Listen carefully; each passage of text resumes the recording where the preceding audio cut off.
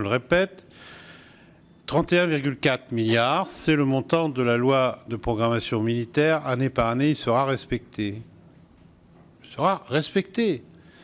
Alors on peut agiter des épouvantails, des risques, des REX d'ailleurs, en mettant, suivant là encore l'effet recherché, les éléments négatifs en avant, d'autres mettront des éléments positifs.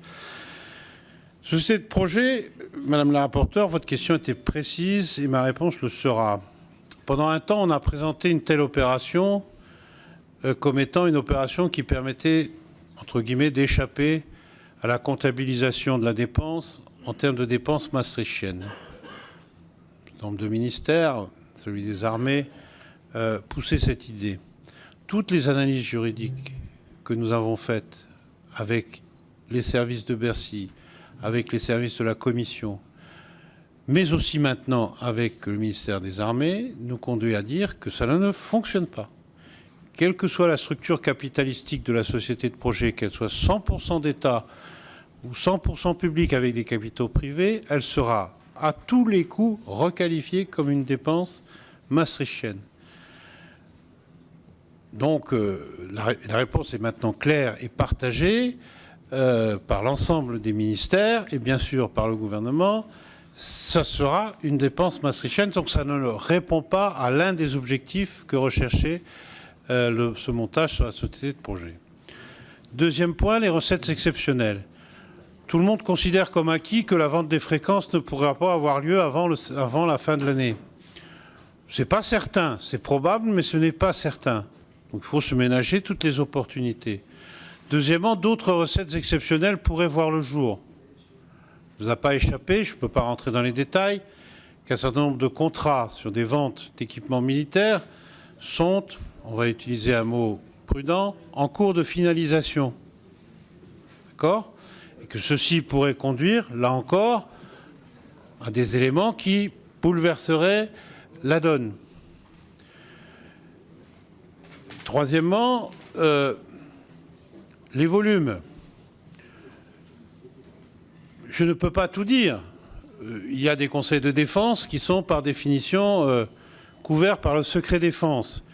Même si le lendemain, des journaux publient l'intégralité des documents qui nous ont été remis sur table avec des tampons de toutes les couleurs, confidentiels défense. C'est toujours, oui, mais c'est comme ça, et ça ne vient pas de Bercy. Je tiens à le dire, et c'est pas sérieux. Parce que la description, le nombre précis des matériels, de leur valeur qui se trouvent dans Challenge le lendemain d'un conseil de défense auquel j'ai assisté, c'est franchement pas très sain comme comportement. Je le dis, j'assume.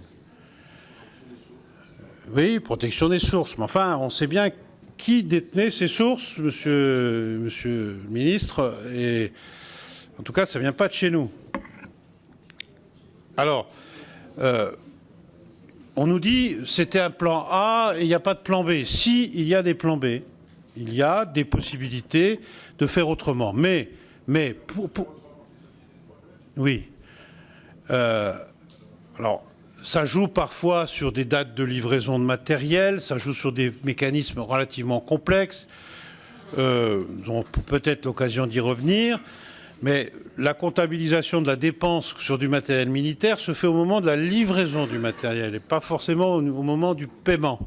Il y a donc parfois possibilité, à quelques semaines ou à quelques mois près, d'avoir une gestion rigoureuse qui permet de faire des choses. Et donc, ce que je voulais dire, quelle est notre position? Elle est partagée.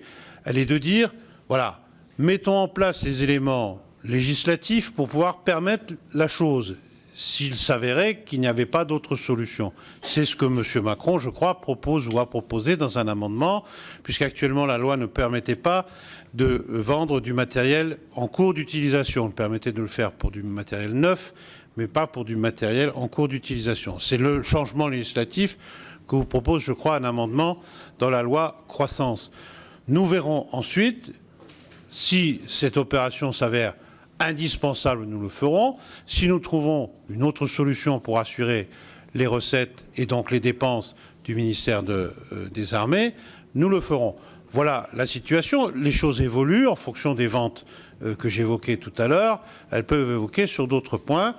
Mais en tout cas, il y aura une révision de la loi de programmation militaire qui sera anticipée par rapport au calendrier qui était prévu avant l'été. Le président de la République a dit son attachement aux 31,4 milliards.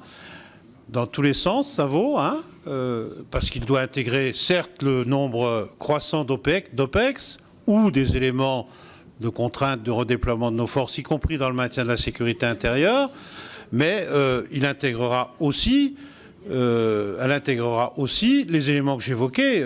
L'armée n'est pas la dernière à utiliser des produits issus du pétrole. Et donc, il y a là aussi peut-être moyen de voir comment il y a des effets sur les dépenses de nos armées.